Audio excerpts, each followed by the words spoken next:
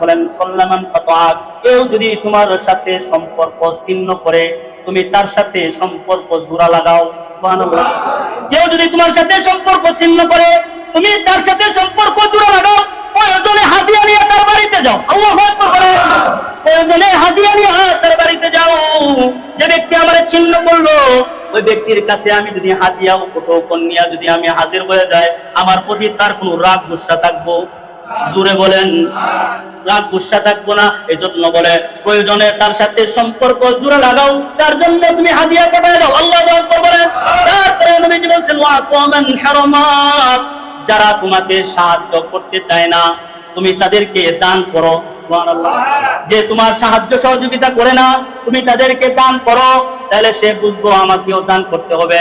আমি তারে সাহায্য করলাম না কিন্তু সে তো আমারে সাহায্য করলো, সে তার বুঝটা সে বুঝতে পারবে। আল্লাহু আকবার বলেন।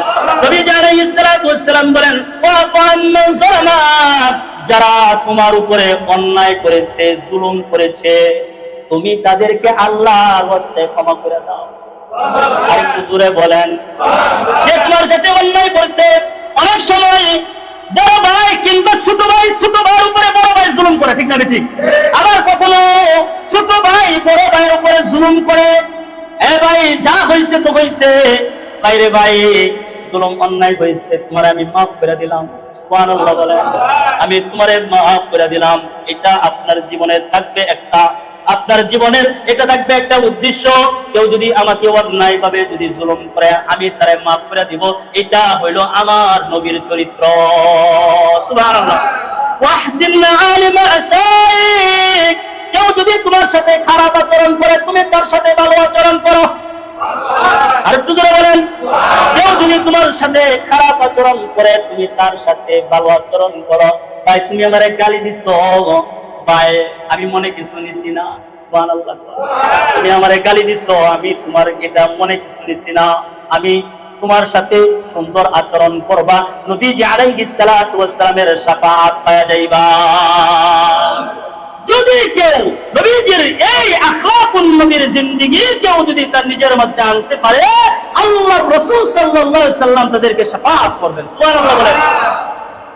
নবীজি আলাইহিস সালাতু ওয়াস সালাম তিনি বলেন আল মুসলিমু মান সালিমাল মুসলিমুনা মিন লিসানি ওয়া ইয়াদিহি, নবীজি বলেন খাঁটি মুসলমান ওই ব্যক্তি যার হাত এবং মুখ থেকে অন্য মুসলমান নিরাপদে থাকে। সুবহানাল্লাহ। অন্য মুসলমান নিরাপদে থাকে, যারা এখন হাত এবং মুখ থেকে, আমাদের হাত মুখ তো এখন আর ঠিক নাই, কথায় কথায় আমাদের থাপ্পড় নাই, ঠিক না বেটি? কথায় কথায় গালি মারে, গালি দেয়, কথায় কথায় জুলুম করে।